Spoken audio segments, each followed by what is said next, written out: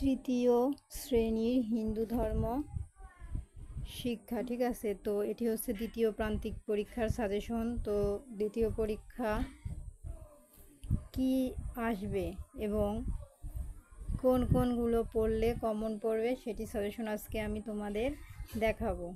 তো এখানে কি কি আসবে সর্বপ্রথম আমি তোমাদের দেখিয়ে দিই। তোমাদের সর্বপ্রথম আসবে টিক চিহ্ন, আসবে 10টি। ঠিক আছে, এই যে 10টি আমি যেটি দিচ্ছি এর মধ্যে থেকে পড়বা, এর মধ্যেই আসবে। তো 10টি টিক চিহ্ন আসবে। তার 10টি টিক চিহ্ন কমপ্লিট করার পর তোমাদের 2 নাম্বারে থাকবে শূন্য স্থান। এই হচ্ছে শূন্য স্থান। তো শূন্য স্থান কমপ্লিট করার পরে তোমাদের কমপ্লিট করতে হবে 3 নাম্বার। ঠিক আছে, এই দেখো 3 নাম্বারে থাকবে শুদ্ধ অশুদ্ধ। তো এই শুদ্ধ অশুদ্ধগুলো তোমাদের 3 নাম্বারে পরীক্ষায় থাকবে। সেগুলো কোনটি শুদ্ধ এবং কোনটি অশুদ্ধ সেগুলো তোমাদের লিখতে হবে। তারপরে চলে যাবে হচ্ছে 4 নাম্বারে। 4 নাম্বারে দেখো এখানে লেখা আছে ডান বাম মিলকরণ। তো 4 নাম্বারে থাকবে তোমাদের ডান বাম মিলকরণ। তো সেটি তোমাদের করতে হবে। এটির নাম্বার হচ্ছে 10। তারপরে থাকবে হচ্ছে 5 নাম্বারে অল্প কথায় উত্তর দাও প্রশ্ন 20টি। তো আমি এগুলো প্রথমে দেখাচ্ছি কি কি আসবে, তারপরে আমি এগুলোর উত্তর দেখাবো।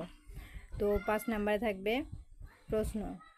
তারপরে 5 নাম্বারে প্রশ্নের পরে এখানে প্রশ্ন থাকবে 60টি, লিখতে হবে যে কোনো 5টি। ঠিক আছে, তারপরে 6 নাম্বারে দেখো সর্বশেষ থাকবে বর্ণনামূলক প্রশ্ন 60টি, এর মধ্যে থেকে যে কোনো 5টি তোমাদের কমপ্লিট করতে হবে।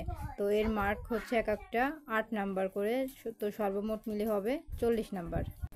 তো চলো আমরা এর উত্তরগুলো এখন দেখে নিই। ঠিক আছে, প্রথমে আমরা এখান থেকে এই টিক চিহ্নের উত্তরগুলো দেখব। তো এখানে দেখো 1 নাম্বার টিক চিহ্নতে কি বলেছে, এই যে দেখো 1 নাম্বার টিক চিহ্নই কি বলেছে। ঠিক আছে, 1 নাম্বার টিক চিহ্নই বলেছে একে অন্যকে শ্রদ্ধা করা হলো কি। তো একে অন্যকে শ্রদ্ধা করা কি, কতে হবে পারস্পরিক শ্রদ্ধাবোধ, খতে হবে উদারতা, গতে হবে পারস্পরিক ভালোবাসা, ঘতে হবে, তো ঘতে আছে পরোপকার। তাহলে সঠিক উত্তরটি কি হবে, সঠিক উত্তরটি হবে 1 নাম্বারে ক নাম্বার পারস্পরিক শ্রদ্ধাবোধ। ঠিক আছে, এই যে আমি ক নাম্বার অ্যান্সার দিয়ে দিলাম পারস্পরিক শ্রদ্ধাবোধ। তারপরে দেখো 2 নাম্বারে কি বলেছে, 2 নাম্বারে বলেছে মানবিকতা সৃষ্টি হয় কিভাবে। তো মানবিকতা সৃষ্টি হয় কিভাবে, ক নৈতিক ও মানবিক বৈশিষ্ট্য নিয়ে, খ নৈতিক ও সম্প্রীতির বৈশিষ্ট্য নিয়ে, গ মানবিক ও আধ্যাত্মিক বৈশিষ্ট্য নিয়ে, ঘ পরোপকার ও নৈতিকতার বৈশিষ্ট্য নিয়ে। তাহলে 2 নাম্বারের সঠিক উত্তর কি হবে, ক নৈতিক ও মানবিক বৈশিষ্ট্য নিয়ে। তো আমরা এখন 3 নাম্বারে সমাধান করব। দেখো 3 নাম্বারে কি বলা আছে, 3 নাম্বার দেখো বলা আছে তুমি পরোপকারী হতে চাও, এজন্য তোমার করণীয় কি। তো এজন্য তোমার করণীয় কি হবে, কতে বলেছে অন্যের উপকার করা, খতে বলেছে সত্য কথা বলা, গতে বলেছে কথা দিয়ে কথা রাখা, এবং ঘতে বলেছে অন্যকে শ্রদ্ধা করা। তাহলে সঠিক উত্তর কি হবে, সঠিক উত্তর হবে 3 নাম্বারে হবে অন্যের উপকার করা, ক অন্যের উপকার করা। ঠিক আছে, এই যে আমি টিক মার্ক করে দিচ্ছি, এই যে অন্যের উপকার করা। ঠিক আছে, তারপরে দেখো 4 নাম্বারে বলেছে কি, 4 নাম্বারে বলেছে বিপুল বাবু কখনোই নিজের কাজের বিনিময়ে কিছু পাওয়ার আশা করেন না। ঠিক আছে, তো এর সঠিক উত্তর কি হবে, এখানে বলেছে ক সত্যবাদী, তাকে আমরা কি বলবো, তো ক সত্যবাদী, খ পরোপকারী, গ সৎ, ঘ উদার। তাহলে এখানে সঠিক উত্তর কি হবে, 4 নাম্বারে, 4 নাম্বারে সঠিক উত্তর হবে পরোপকারী। তো চলো আমরা উত্তরটি দেখে নিই, এখানে হবে পরোপকারী। ঠিক আছে, তারপরে এখানে 5 নাম্বারে বলেছে দেখো কি, এই যে 5 নাম্বারে কি বলেছে, 5 নাম্বারে বলেছে কৌরব ও পাণ্ডবদের মধ্যে কি নিয়ে বিবাদ হতো। তো কি নিয়ে বিবাদ হতো, ক ধর্মের অধিকার, খ নারীর অধিকার, গ রাজ্যের অধিকার, ঘ ভূমির অধিকার।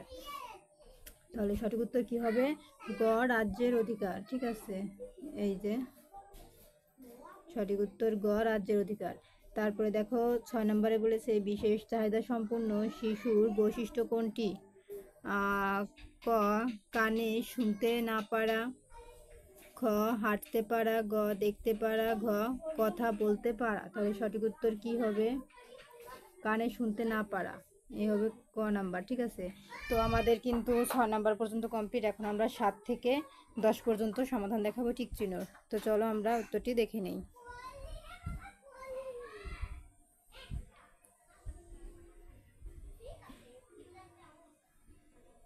এই হচ্ছে 7 নাম্বার। তো 7 নাম্বারে কি হবে? 7 নাম্বারে বলেছে পাণ্ডবরা কোন রাজার রাজ্য ছদ্মবেশে ছিলেন? কোন রাজার রাজ্যের ছদ্মবেশে ছিলেন? হ্যাঁ, তাহলে সঠিক উত্তর কি হবে? ক বিরাট রাজা, খ সাগর রাজা, গ দ্রুপদ রাজা, ঘ স্বল্প রাজা। তাহলে সঠিক উত্তর কি হবে 7 নম্বরে? 7 নম্বরে সঠিক উত্তর হবে বিরাট রাজা, ক নাম্বার। তারপর দেখো এখানে 9 নম্বরে বলেছে কি, 8 নম্বরে বলেছেন এই যে বিদ্যা দেবী হলেন। তো বিদ্যা দেবী হলেন কে? দুর্গা, লক্ষ্মী, সরস্বতী, কালী। তাহলে সঠিক উত্তর কি হবে? সরস্বতী। তারপরে দেখো এখানে 9 নম্বরে বলেছে অন্যের নিয়মিত পূজা, অন্যনা নিয়মিত পূজা করে, পূজা শেষে তাকে কি করতে হয়? তো তাকে কি করতে হয়? দেবদেবীর প্রণাম, ঘ যজ্ঞানুষ্ঠান, ঘ কান্নাকাটি, ঘ দেবতার সেবা। তাহলে সঠিক উত্তর কি হবে 9 নম্বরে? দেবদেবীর প্রণাম। এই যে দেবদেবীকে প্রণাম, ক নাম্বার। তারপরে 10 নম্বরে হবে মুসলমানদের প্রধান ধর্মগ্রন্থ কোনটি? কুরআন, হাদিস, ত্রিপিটক, বাইবেল। তাহলে সঠিক উত্তর কি হবে 10 নম্বরে? কুরআন, ক নম্বরে হবে কুরআন। ঠিক আছে, তাহলে এই ছিল আমাদের 10 নম্বরে টিক চিহ্ন। তো এখন দেখো এখানে 2 নম্বরে বলেছেন সঠিক শব্দ দিয়ে শূন্যস্থান পূরণ করো। ঠিক আছে, তো সঠিক শব্দ দিয়ে আমরা এখন শূন্যস্থান পূরণ করব। এখানে কি বলেছে দেখো, 1 নম্বরে বলেছে ড্যাশ বসবাসের জন্য কিছু নিয়ম নীতি করতে হয়। তাহলে সঠিক উত্তর কি হবে? তো এগুলো উত্তর আমি এখন মুখে বলে দিচ্ছি, তারপরে আমি সরাসরি তোমাদের উত্তরের পেজটি দেখায় দেবো। ঠিক আছে, তো উত্তর হবে 1 নম্বরে উত্তর হবে সমাজে বসবাসের জন্য কিছু নিয়ম নীতি পালন করতে হয়। ঠিক আছে, তারপরে 2 নম্বর হবে, 2 নম্বরে কি বলেছে দেখো, 2 নম্বরে বলেছে কৌরব ও পাণ্ডবদের মধ্যে ছিল ভীষণ শত্রুতা। তারপর 3 নম্বরে ধর্ম ঈশ্বরকে ড্যাশ করতে শেখায়, ধর্ম ঈশ্বরকে ভক্তি করতে শেখায়। 4 নম্বরে উত্তর হবে দেবদেবীর পূজা করলে ঈশ্বরেরই পূজা করা হয়। 5 নম্বর উত্তর হবে সকল ড্যাশ পবিত্র, সকল ধর্মগ্রন্থই পবিত্র। তাহলে আমাদের কিন্তু 2 নম্বর কমপ্লিট। এখন আমরা চলে যাব 3 নম্বরে। তো আমি এই 2 নম্বরের উত্তর তোমাদের দেখাবো। তো তার আগে চলে যাই আমরা 3 নম্বরের সমাধানে। 3 নম্বর আছে শুদ্ধ অশুদ্ধ। তো কোনটি শুদ্ধ এবং কোনটি অশুদ্ধ তা আমরা এখন দেখব। তো দেখো এখানে 1 নম্বরে বলেছে সৎ পথে চলা ও কথার সঙ্গে মিল রাখাই হচ্ছে সততা। তাহলে এটি শুদ্ধ হবে না অশুদ্ধ হবে? তো আমি তোমাদের এখন বলে দিই, যেটি শুদ্ধ হবে সেটি আমি টিক দেবো, আর যেটি শুদ্ধ হবে না সেটি আমি ক্রস দেবো। ঠিক আছে, আর আমি উত্তরটিও তোমাদের দেখিয়ে দেবো। তো প্রথমে 1 নম্বর হবে শুদ্ধ। ঠিক আছে, এই যে শুদ্ধ। তারপরে 2 নম্বরে আছে পরোপকারী মানুষেরা নিজের জন্য ভাবেন না। তাহলে 2 নম্বরের উত্তর কি হবে? শুদ্ধ। তারপরে 3 নম্বরে বলেছে কুরুক্ষেত্র যুদ্ধ হয়েছিল পশ্চিমবঙ্গের রাজ্যে। এটি শুদ্ধ হবে না অশুদ্ধ হবে? ঠিক আছে, এটি হবে অশুদ্ধ। তারপর দেখো 4 নম্বর বলেছে দেবী দুর্গার অপর নাম নয়ভুজা। তাহলে 4 নম্বরে সঠিক উত্তর কি হবে? শুদ্ধ না অশুদ্ধ? 4 নম্বরে সঠিক উত্তর হবে অশুদ্ধ। তো এটিও কিন্তু অশুদ্ধ।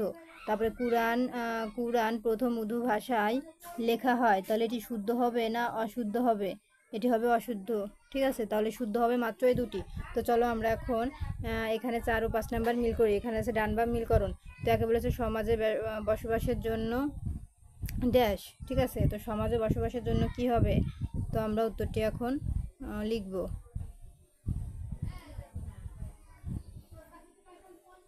সমাজে বসবাসের জন্য নিয়ম নীতি পালন করতে হয়। এটি হবে 1 নাম্বার। 2 নাম্বার সুস্থ সমাজ গঠনের প্রয়োজন ন্যায় প্রতিষ্ঠা করা। এই যে ন্যায় প্রতিষ্ঠা করা, এটা হবে 2 নাম্বার। তারপরে দুর্গাকে বলা হয় সর্বমঙ্গলা, এই যেটি হবে 3 নাম্বার। ঠিক আছে, সর্বমঙ্গলা। তারপরে পূজা শেষে দেবতাকে প্রণাম করতে হয়, এই যেটি হবে 4 নাম্বার। ঠিক আছে, তারপরে 5 নাম্বার হিন্দুদের একটি সামাজিক উৎসব অন্নপ্রাশন, এটি হবে 5 নাম্বার। ঠিক আছে, তাহলে আমরা কিন্তু ডান বাম মিলকন করলাম। এখন আমরা চলে যাব 5 নাম্বারের উত্তরে।